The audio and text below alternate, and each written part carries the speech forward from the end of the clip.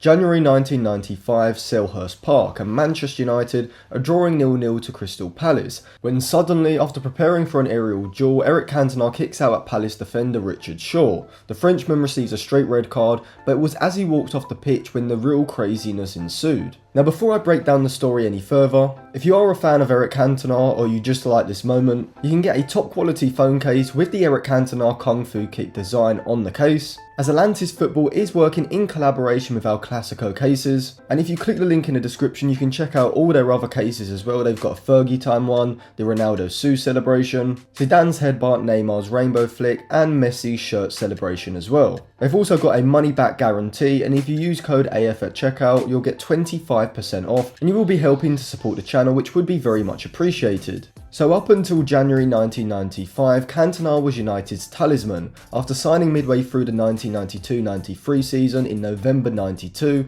Cantona helped Manchester United to back-to-back Premier League titles in his first two seasons in the Premier League. The season before, in 91-92, he also joined a new English club from Nîmes in January 92, which was Leeds United, and he did help Howard Wilkinson's side win the last ever Division 1 title in 1992. Prior to his success in England, Cantona had a turbulent career, having incidents with his temper both on and off the pitch. In 1987 he was fined for punching his own goalkeeper at Alger, and he also received a 3-month suspension for this crazy tackle in an actual match. At Montpellier, he threw his boots in his teammate's face. The incident led to 6 players demanding that Cantona be sacked, but the support of teammates such as Laurent Blanc and Carlos Valderrama meant that the club did retain his services, although they did ban him from the training ground for 10 days. Cantona was then instrumental as the team went on to win the French Cup, and his form persuaded Marseille to take him back. Then in December 91, during a match for Nîmes, he threw the ball at the referee. He was summoned to a disciplinary hearing by the French Football Federation and was banned for 1 month.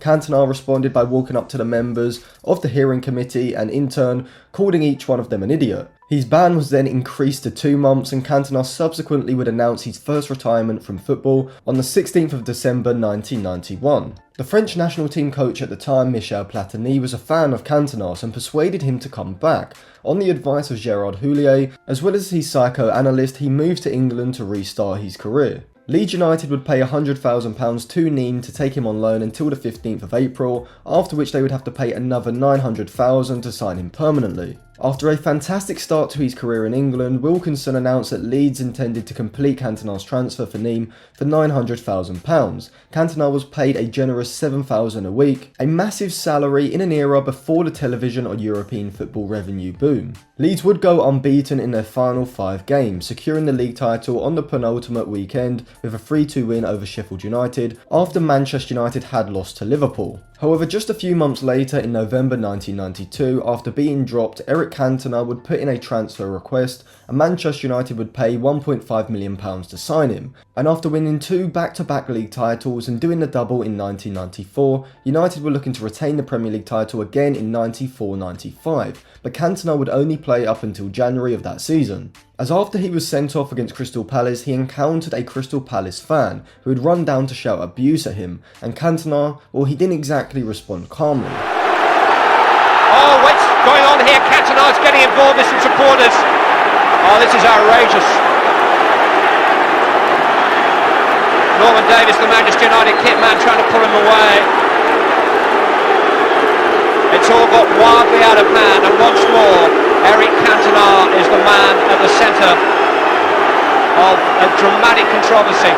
After the incident, Manchester United suspended Cantona till the end of the 94-95 season, but the FA thought it wasn't enough and extended it until September 1995. But it didn't stop there, because Cantona was also sentenced to 2 weeks in prison by Croydon magistrates, where his victim, Palace fan Matthew Simmons, was also found guilty of provoking Cantona, which contributed to Cantona's sentence being turned into just community service without any prison time. In a reaction to being accused of provocation, the Palace fan for some reason ran down and started grabbing the prosecuting lawyer, shouting that he was innocent, whilst also calling the press lying rats. But in the battle for the most bizarre and random moment, Cantona's seagull's speech at the press conference probably just about takes the title. When the seagulls follow the trawler, it's because they think sardines will be thrown into the sea. Thank you. Anyway, this incident would prove to be significant, as without Cantona for the rest of the season, Manchester United would go on to lose a title on the final day, with Alan Shearer's Blackburn being crowned the first non-Manchester United winner of the Premier League. So that was the Cantona Kung Fu Kick explained. If you do want to pick up a phone case, they will be linked in the description below, and use code AF at checkout to get 25% off. And I'll also leave some of my other videos linked in the description as well.